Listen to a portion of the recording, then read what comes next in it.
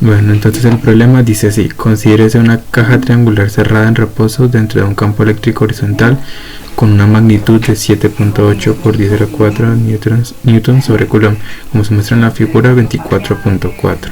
Calcule el flujo eléctrico a través de la superficie rectangular, la superficie inclinada y la superficie total de la caja. Entonces, para ello es necesario calcular todas las superficies porque nos piden la superficie total. Así que empezando con el rectángulo de 30 por 10 centímetros, tenemos que el flujo eléctrico es igual a la integral de superficie del producto punto entre el vector del campo eléctrico y el diferencial del área, es decir, la normal de la superficie. En este caso, en la parte de atrás, la normal de la superficie, el dA apunta hacia este lado, de forma antiparalela al vector del campo eléctrico, por lo que el ángulo que forman es de 180 grados. Teniendo en cuenta esto, el producto punto entre los vectores sabemos que es igual a la norma entre esos dos por el coseno que se forma, siendo el coseno de 180. El coseno de 180 es menos 1. Como el campo eléctrico es uniforme, el campo eléctrico se comporta como una constante al momento de calcular la integral, y lo único que se debe calcular es este tipo de integral. Y para ello tenemos que el flujo eléctrico en esta parte es de menos el campo eléctrico por el área.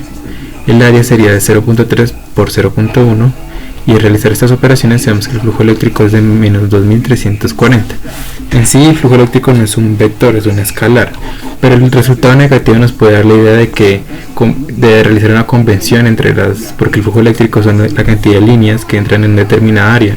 Si el flujo eléctrico es negativo, podría tomarse como las líneas de campo entran en una superficie, y si da positivo, se tomaría como esas líneas de campo, el flujo saliendo de la superficie.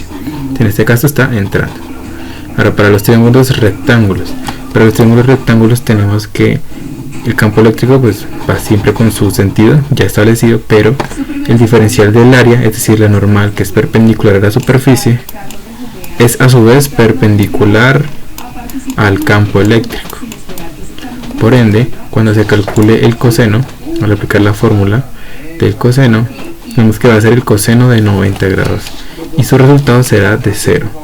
Es decir, no hay flujo eléctrico en ambas caras de la figura. Además, podemos calcular será útil esta distancia D, que va a ser igual a partir de razones trigonométricas 0.1 metros sobre D, que es esto, opuesto sobre adyacente sobre hipotenusa, va a ser igual al coseno de 60. El coseno de 60 es un medio, y multiplicando ambos lados por 2 nos queda que la distancia es de 0.2 metros. Ahora bien, para el otro caso, para la superficie inclinada, sí hay que tener en cuenta el ángulo que forman. Este es el ángulo que forma el área, es decir, la normal, con el campo eléctrico. Ese área es el mismo que está acá, este mismo ángulo que está acá, porque aquí, por ejemplo, tenemos un ángulo beta.